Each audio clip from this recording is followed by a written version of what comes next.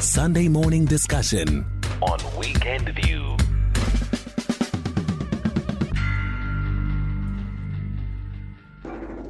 Good morning, Sister Bongiwe. It's Fred the Trucker here in the Free State. Sister Bongiwe, just one country in Africa that the lives of the people have changed for the better after voting. Just one country. Sister Bongiwe, the people on the ground, they have to fight for themselves. They have to suffer. The people in Africa are suffering because the leadership in Africa, they work for their families. They call us our people when it comes to vote. After that, you will never see them. Bongiwe, I agree with you 110%. This APR is just another talk shop. If you still have leaders that have been in power for more than 30 years in the form of Denis Sassou Nguesso of Congo, Idris Deby of Chad, Yoweri Museveni of Uganda, and people being pushed away by the political system because of the poor human rights record here in our neighbors in Zimbabwe, it's just a joke. But our president has got audacity to be flying all over the world. You're talking about St. Petersburg and Egypt trying to resolve issues which have got nothing to do with us leaving fires burning here at home. Well, it's mind-blowing. Good morning to you, Bongiwe. This is Ndogoze Chewin. Thank you very much for those voice notes. And let's see now what you're saying online. Matota says, the only thing I hear from these leaders is opening up the borders and not addressing their economics like agriculture, roads, and the development of companies. Bramoro saying, Africa hasn't produced a single accountable democratic leader since democracy isn't for Africa, rather chieftaincy rulings. Africa was far better under the chiefs than under politicians. Maybe it is time we return to our roots. Dumelang Mzansi. Mokoche, I think it's Mohoje. I hope I'm saying it correctly, saying in Tabombeki. Yes. All right, which then segues to our conversation, the African peer review mechanism from today until Thursday, holding various events to mark its 20 years of existence. Now, I don't know if you remember, it was established in 2003, and it's an arm of the African Union mandated to promote democracy, good governance, human rights, and the rule of law in Africa, with currently 40 member states who voluntarily acceded to the self-monitoring mechanism, and South Africa is one of them. But let's talk more about this as we are discussing this particular issue on our Sunday morning discussion. And we're exploring whether Africa has produced what the APRM promised, that is a new breed of democratic and accountable leaders. And joining us now for this conversation is Professor Eddy Maloka, CEO of the African Peer Review Mechanism, and Professor Chris Landsberg, Director of the Center for African Diplomacy and Leadership at the University of Johannesburg. Good morning to you both, and thank you so much for your time this morning. Morning, thanks for having us. Thank you. And Prof, I'm going to start with you. For someone who's not aware what we are talking about, very briefly, let's tell them what the APRM is and how does it work and why it matters for Africa. Okay, which Prof? There are two. Pardon me, Professor Maloka. Sorry for that. Pardon me, Professor Landsberg. You are the bigger prof. Yes, we're going to come to you just now. No, thank you very much. Look, the African peer review mechanism was established by the leaders themselves. And they said, look, we must peer review each other, give each other feedback. So they created this entity back then in 2003. And then they said, because we can't review ourselves, we'll be conflicted. Let's create a panel of eminent persons. So they meet and they appoint a panel of eminent persons who sit on that body in their individual capacity as eminent Africans. And these are the eminent persons then who go into these countries and conduct reviews. Myself, I'm in the Continental Office. So the Continental Office, we support this panel, and the countries that are members, then they establish their own national APRM structures. Like in South Africa, we have a national APRM structure. So we work with national APRM structures. The panels, they go there, and the panels, when they go there, they conduct a massive exercise within the country. But when a country is being reviewed, it self-assesses itself first, like you do in performance management, and say, this is how we score ourselves. We have 5 areas we look at. This is how we score ourselves. And then so the panel, when it goes there, it looks at those 5 areas. It meets with political parties, civil society, and so on, and produces a report. And that report then The panel presents it to the forum of leaders among themselves, and this leader of the country concerned then responds to it and say, oh yeah. And most of the time, the leaders accept the record. They say, okay, yeah, no, we accept that this is how we're going to do it, and so on. And so our work as a continental office is to afterwards follow up with the country, then start getting them, helping them integrate the recommendations in what you call it, in their national plans, in their budgeting. And so that's more or less how, it's more like an M&E. You could say it's an M&E tool around governance in Africa, yeah. All right, thank you very much for that. Now, Professor Landsberg, one of the things that, arose this morning, we were in conversation with one analyst who says that this is just a ticking box exercise, and some of the leaders don't accede to some of the reviews or assessments that would be given to them about their own country. So would you say, looking at its journey, the APRM has delivered and achieved its desired mandate?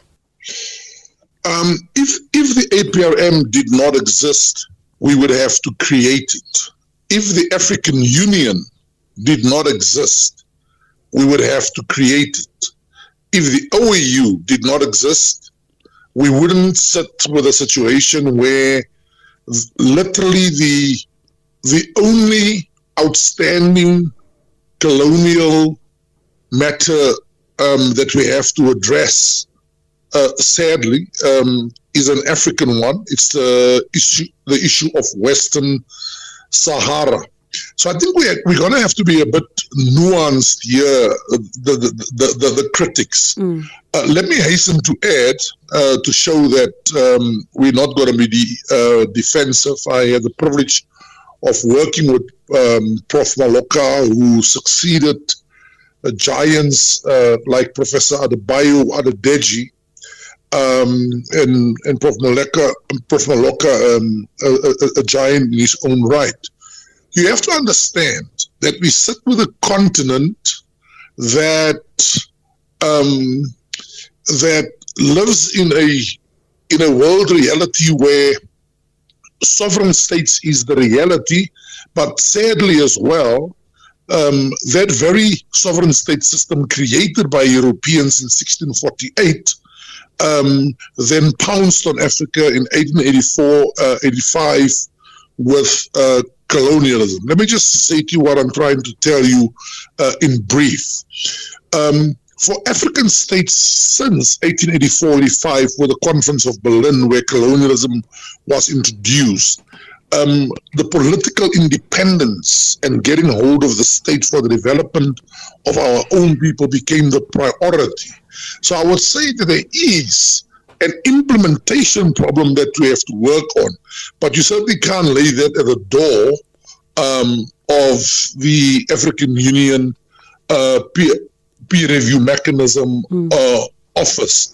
And just to finish with this thought of the glass being half full and not half empty. Democratic elections is now the norm in Africa. Sometimes there are disputes over the acceptance of results, the quality of those elections. But there are now far more states going to elections and not going to elections. In fact, I'm trying to think which states do not go to elections. The greatest achievement, finally, of the APRM is the fact that it created a set of norms for the continent around 4 issue areas through the APRM: political governance, economic management and governance, corporate governance, yes, corporate governance, and socioeconomic development. And the reason why we did it, we come from a history before that of the structural adjustment program, of the West dictating to us. African states can do better with operationalization and implementation, as I've said. But I'd rather have a continent where these norms exist and we have to work on making them shared and lived norms than not having them. And Professor Maloka, Professor Landsberg mentioned something very important. Rather have the norms and have them shared as opposed to not having them at all. So what becomes then your big task or your challenge when it comes to making sure that these norms are shared, especially when you look at the work that you've had to do so far? No, I agree with Professor Landsberg. It's the existence of the APRM that leaders themselves created this institution that you don't find anywhere in the world. Yeah. It's a big achievement, so we shouldn't undermine that. And the second thing is that the APRM, it's the way it's configured. It's there are pros and cons to it. It's a multilateral body. So it's created by countries themselves. So it's not like a Professor Landsberg think tank. It's not an NGO and so on and so on. And we, even ourselves who are working for the APRM, we're employed by countries. So it is constrained by that, but it's also an advantage. It's constrained in that you are working within the sovereignty of states. So there is a limit to what you can do, and there are also opportunities in there as well, in that you have the buy-in of countries, you have to work with them and so on, something that an NGO will not readily have. So it's an advantage, but it's also a constraint. But at the same time, even us who are working for, we are engaged by member states to assist them. So we are not independent agents working as civil society. So we work, some countries are ready, some are not. And some are moving slower, some are moving fast. Like, for example, myself, I put African countries into three categories: those that are doing well, those that are in the middle, and those that are still struggling. So you have to work with them with that in mind, and know what to expect from a country that is doing well.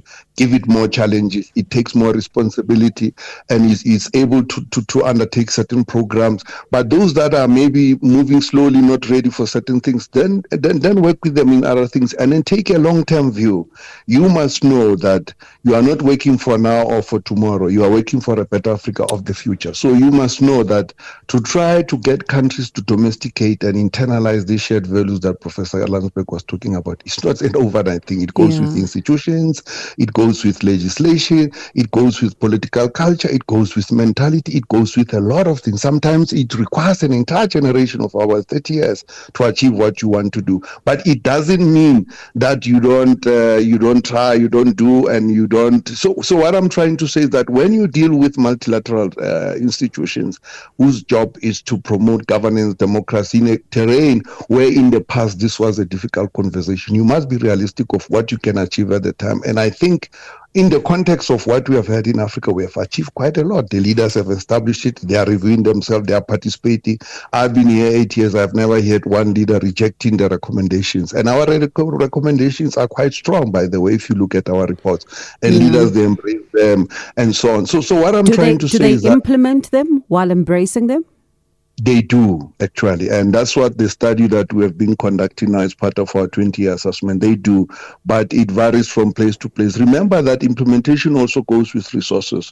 And you require political will. Political will be there. You require institutions. You may not have institutions. You require fiscal capability. Fiscal capability may not be there. So we work with those constraints. So, and for example, in one case, we did a report and we were now mobilizing the partners to come and assist these countries with the fiscal, or you could say the financial means to implement. Because in that country, even the institutions, certain institutions that we deem or we think are important for governance and all of that were not there. All right. So this is the reality that we're working in. But in my view, I think we've done quite a lot as an institution, and also the mechanism has achieved quite a lot. The general acceptance of the mechanism, increasing membership, the way leaders are embracing it, the enthusiasm. I think for me, these are the things that we shouldn't take for granted or be dismissive about them. All right, let's take a quick break. When we come back, I just want us to, Professor Landsberg, talk about the importance of these institutions then, particularly in the work that is being done by the APRM. How critical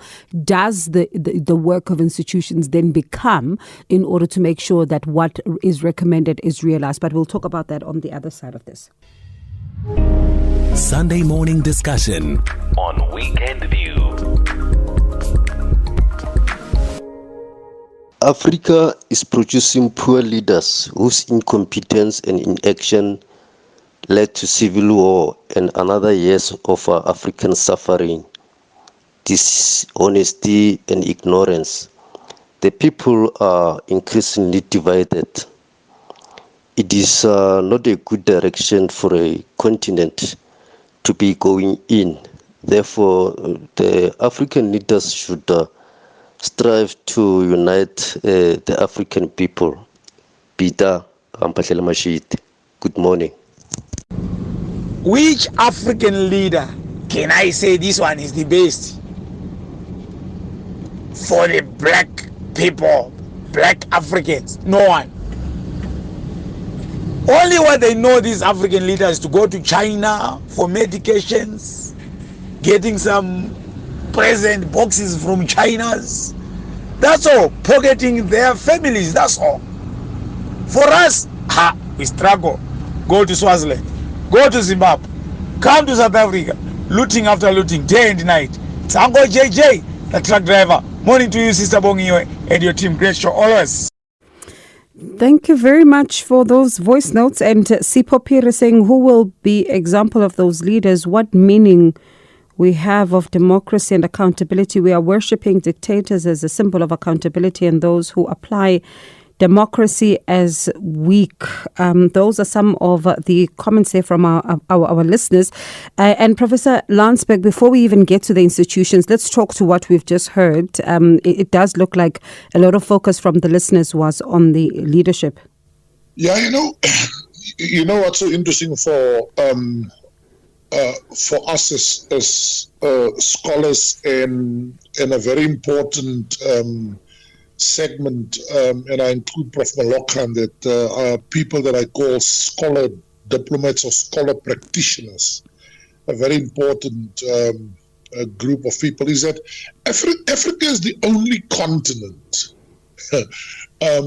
over which there is so much generalization. 55 countries in the continent, 54 members of the African Union, and we just take this broad brush sweep. So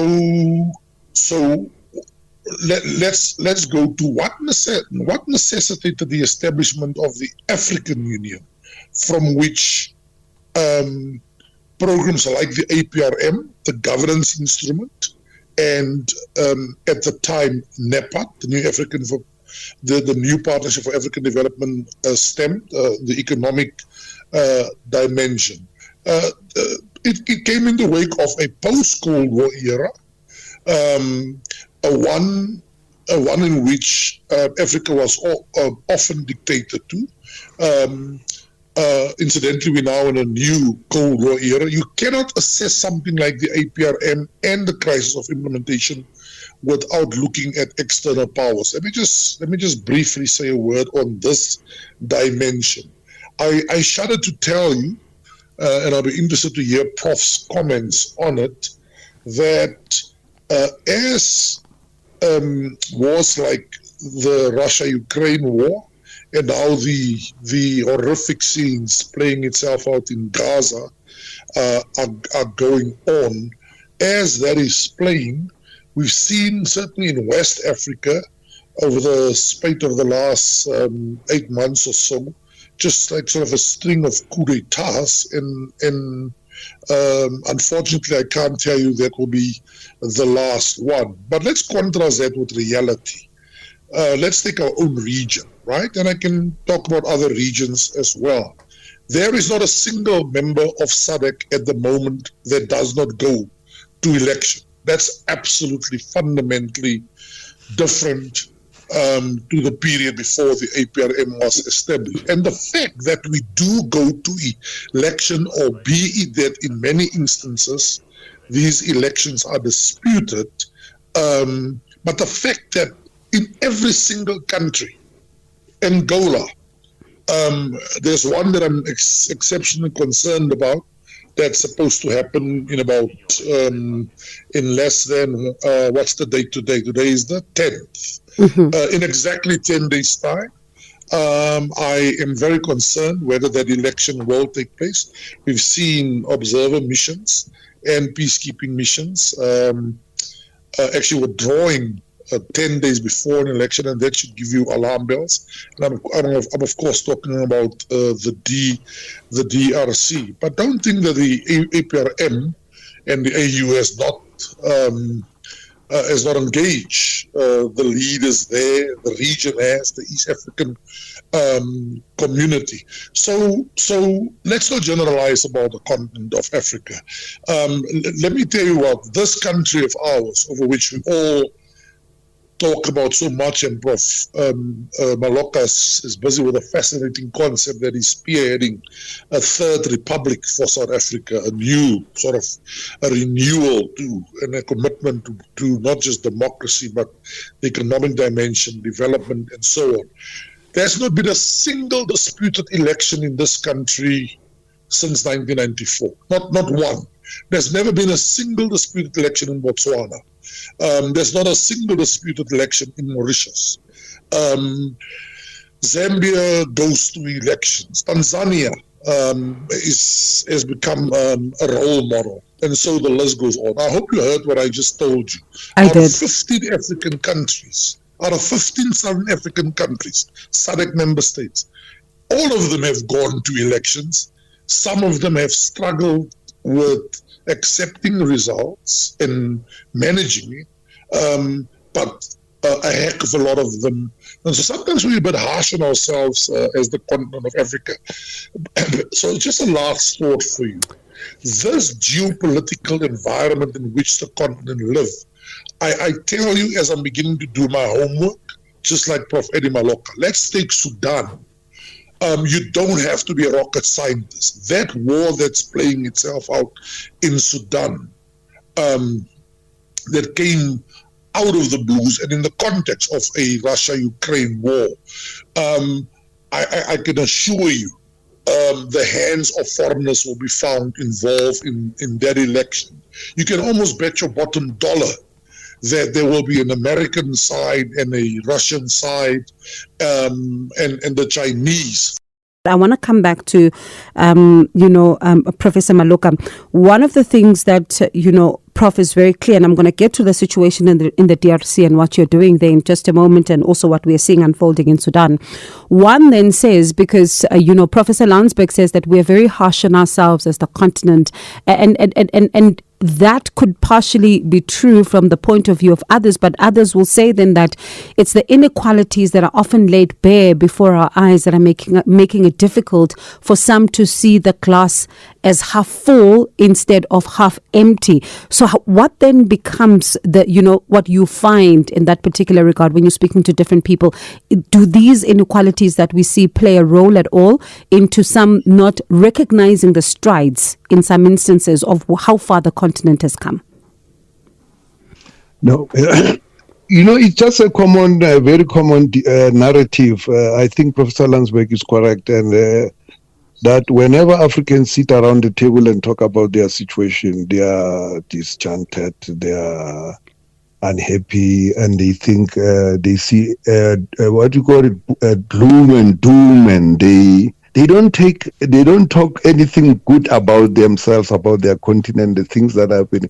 It's only after when you have somebody like Professor Landsberg, like what he has just done now, going through the region, like for example SADC, we can even do the same thing even for West Africa, even for East Africa, to show the same trend that there are all these things happening. Not only, he's just giving you you could say a rough reading of the democratic trends in Southern Africa. In West Africa is the same trend. It's just exceptions where you have issues, and then in East Africa it's also exceptions. Central Africa maybe a little bit, but even there's some a lot of progress that we should take. So what people are complaining about and are seeing as very bad things going bad, it's actually an exception.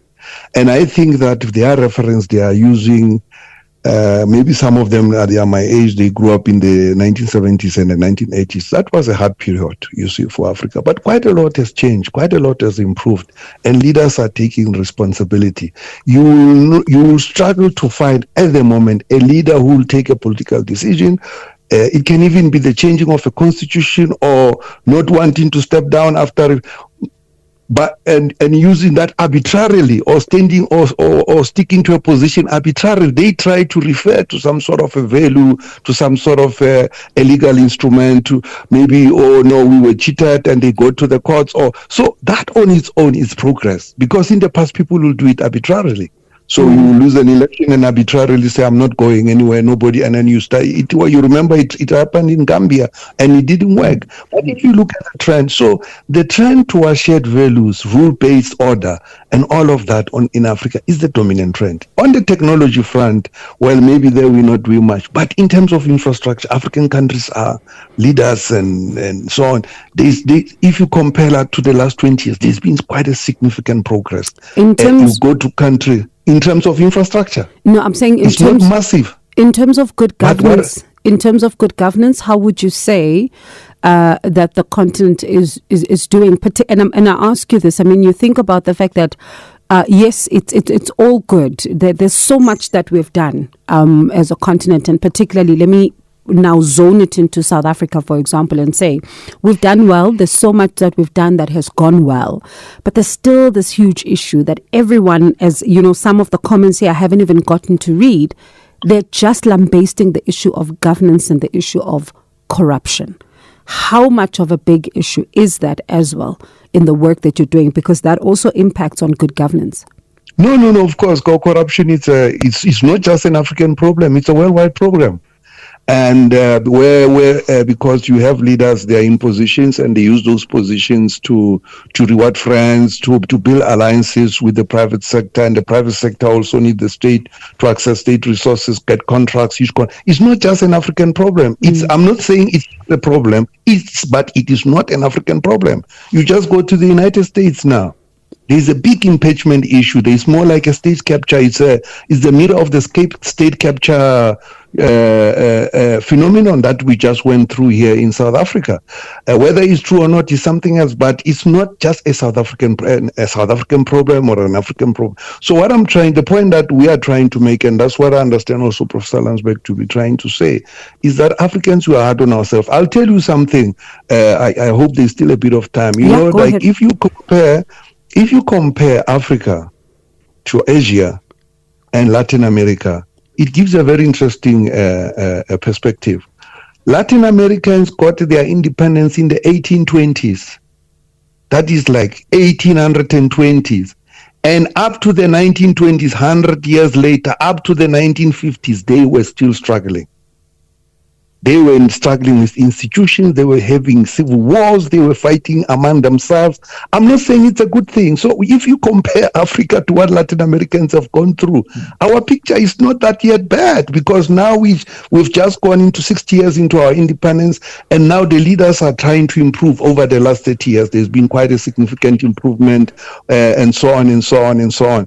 But in Latin America, it took them more than 100, close to 150 years, even more, just to get to the stage where we are now in Africa.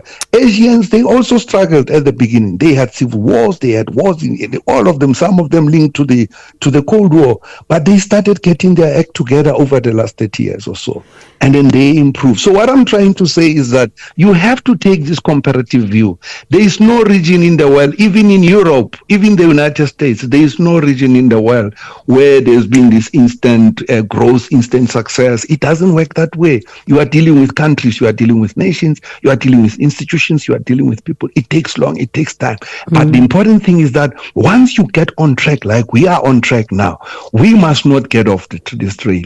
We must stay on course, because to develop countries, to get the results in countries, it takes quite a considerable amount of time, at least 20 years, 30 years, you start seeing the results. That's what happened in the case of China. But what I'm trying to say, I'm not saying things are not bad in Africa, but certainly not the picture that is being communicated, from these voice clips that we have shared with us. All right. And Professor Landsberg, let's go back to the earlier question, the importance of the strengthening of institutions as well in these countries, to ensure that even some of what is to be achieved even in the future by the APRM is going to be felt by even the people in all these different countries. How important will it be for these countries to have these strong institutions? So for the first 10 years of the APRM, 2003 to 2013, it was almost about putting an institution in place. Now, I'm not saying it because Professor Maloka is on the phone with me, but his mission, or the mission of the institution under his leadership, mandated by the very leaders who created this, is to accelerate and deepen and reform institutions, including the APRM, so that we become better. So let me say two things. You raised two things, and I certainly am not in the business of being defensive about our challenges. I think you put your nail on the head. There's a governance problem in Africa, and I'll go further and say and come back to the point we started. There is an operationalization and implementation problem in the continent.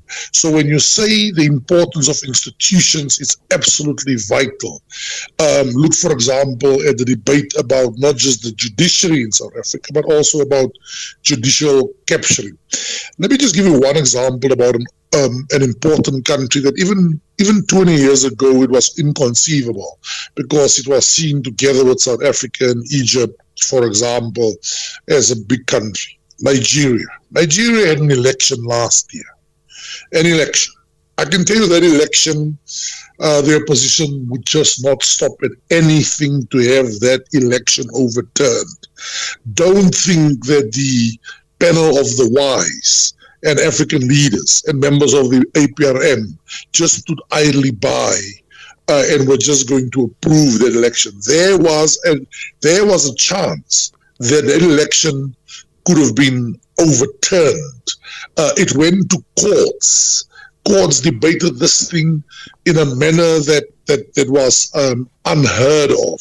So I'm saying to you, progress might be slow, it might be incremental, but progress indeed there is. And you can now say that there's a sense of legitimacy that's going on. Zimbabwe, by the way, and many people will say, well, we know exactly what SADC and others can say. That issue is still on the agenda. And here is the point.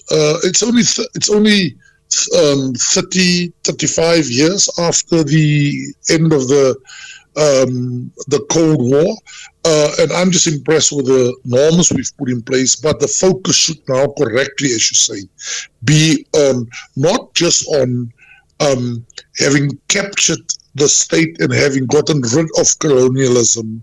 It must now be on the quality of governance of our leaders, of turning policies into tangible outcomes. And very importantly, the economic dimension must now be prioritized because we've achieved political liberation on the continent. And then one wonders, Professor Maloka, and would say to us, Professor Louwsburg raised this issue of Sudan earlier on, and we see what's going on there. And he's talking about but one, and as you say, a lot of progress made, but a lot of concern remains about what's going on there. And I wonder, how concerned are you as the organization?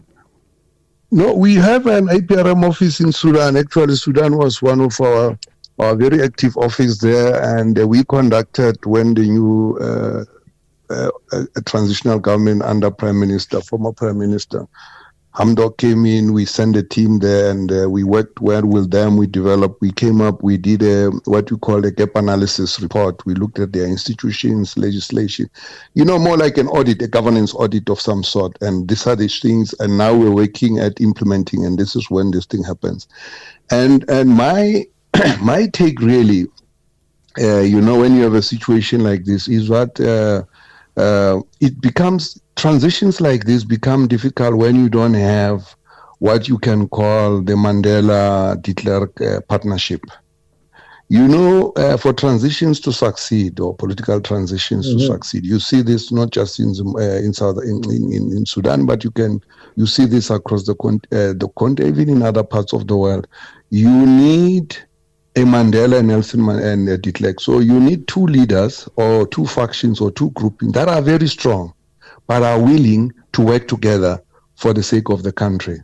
But if you have the dominant forces on both sides of the divide that are so determined to defeat each other, then you struggle. And that's what in Sudan is missing. And the transition, there was a promise, there was some hope. Prime Minister Abdallah Hamdok was really an important, but it just didn't get to that point. And it's sad, because when you don't have it, this is what you get. You find people who are opposed to each other and determined to defeat each other, to terminate each other. And that is their situation. And you do find that. And I can say, I'm not saying fortunately, but in the majority of cases, you do find that this Mandela-de Klerk partnership actually becomes a dominant force. Then even if there are problems, you find the leaders who are determined to put the country first. You agree, Professor Nansberg? Yeah, I agree, but I want to add, hopefully, build on what Prof. Maloka said, because I don't think it's a contradiction if you heard what Prof. Maloka said. And I really want to be very clear about what I'm saying. The sooner we get out of the big man, the big individual. There's actually a theory in leadership, Prof. Maloka will tell you. It was actually the first dominant theory of leadership, and that is the big man theory, right? And literally, it didn't say big woman. It also shows you how the world of politics is dominated by patriarchy, by men, right? But I think we have to go beyond that, and I think we are going beyond that in many instances. I don't travel the continent remotely as much as Prof. Maloka, but I certainly do. So I just wanted to say that the big man, we have to go beyond it. So where I would have a slight deviation with Prof. Maloka is the emphasis of the Mandela de Klerk factor. So this is how I would put it. How did the Sudan a war out of the blue came about? We were so focused on South Sudan since the 2011 successful referendum, and then no sooner the referendum come, and we have two people, President Salva Kiir and Riek Machar, going to civil war, and yet they were in the struggle together for the liberation of South Sudan. And then just when people think it won't happen in Sudan, they remove President al-Bashir, and then two generals, two big men, go to war over the spoil. So I think the emphasis on the individual is part of the problem. We actually have to emphasize institutions, including political parties and civilian rule over the military. There is still a problem in the continent of that, the dominance of the military, but it is exceptional. Let me just end with one example for you, just to here I'm not going to mince my words, and I'm really going to take off the gloves. So, former leader of Libya was literally considered a dictator and an autocrat, certainly. But what NATO did, again under the leadership of that hyperpower, that hyperactive state, and use the UN to achieve that goal, to go into that country and kill that leader, Muammar Gaddafi. There was far more prosperity, stability, education, growth, development in that country under the leadership of that one man. Libya is a shadow of its former self, because foreigners can just charter into the continent of Africa. I'm deeply disturbed, I can tell you now, by Russia's mercenary activities in the continent. I'm deeply concerned about China's resource extraction. And it's said that I have to say, fortunately, China doesn't use military. It's said that you have to say, fortunately. But the Western powers in France and America's role in this continent remains absolutely divisive, dividing 54 states, divide and rule. And for me, if there's one thing that the crop of leaders, they used to be called the New Africans, Mbeki, Obasanjo, Mkapa of Tanzania, Chisano of Mozambique, Kufo of Ghana, President Bouteflika of Algeria, and so on. What they've achieved, they've given us the norms, the new institutions.